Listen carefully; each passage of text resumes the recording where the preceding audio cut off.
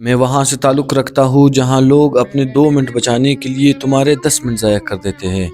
میں وہاں سے تعلق رکھتا ہوں جہاں ایک شخص کو صبح اٹھنے کے لیے ویل ماڈرنائز سمجھا جاتا ہے۔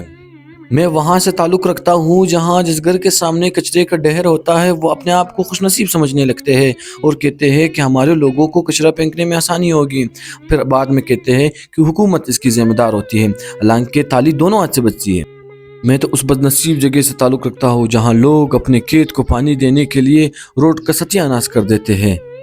میں وہاں سے تعلق رکھتا ہوں جہاں کچرے کو ری سائیکل کیا جاتا ہے اور پودوں کو سکھا کر کے جلایا جاتا ہے، اور پھر صبح ہمارے اسٹوڈنٹس حضرات ساٹھ باٹ ہو کر کے یونیورسٹیز کالجز کی طرف اس طرح جاتے ہیں کہ میں تو ایک باشعور سوسائٹی سے تعلق رکھتا ہوں، حالانکہ یہ تو ان کی غلط فہمی ہوتی ہے، اور افسوس تو اس بات کی ہوتی ہے کہ میں اس قوم کا باشندہ ہوں جن میں آج تک شعور نہیں آیا، اگر آیا بھی ہو پتہ نہیں کب استعمال کریں گے۔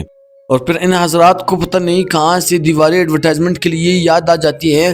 یہ ایڈورٹائزمنٹ کسی ریڑھی والے گدے گاڑی والے کی نہیں ہوتی، بلکہ ہمارے اسکول، ہمارے کالجز، ہماری یونیورسٹیز کی ہوتی ہے، جہاں پر ہمیں یہ سکھایا جاتا ہے کہ معاشرے کو صاف رکھنا ہے، لیکن حضرات نے خود دیواروں کو گندا رکھا ہوتا ہے۔ مگر اللہ فرماتے ہیں کہ میں اس قوم کی حالت تب تک نہیں بدلوں گا جب تک وہ اپنی حالت خود نہیں بدلے گی۔ صفائی تو ایمان کا حصہ ہے، یہ ہمیں نہیں پتہ۔ صبح سویرے دیر سے اٹھنا ایک ویل ماڈرنائزڈ پرسن کی نشانی نہیں، بلکہ ایک معاشرے کو صاف رکھنا، اپنے ٹائم پہ کام کرنا، اس کو کہتے ہیں ماڈرن سٹی یا ماڈرنائز پیپل۔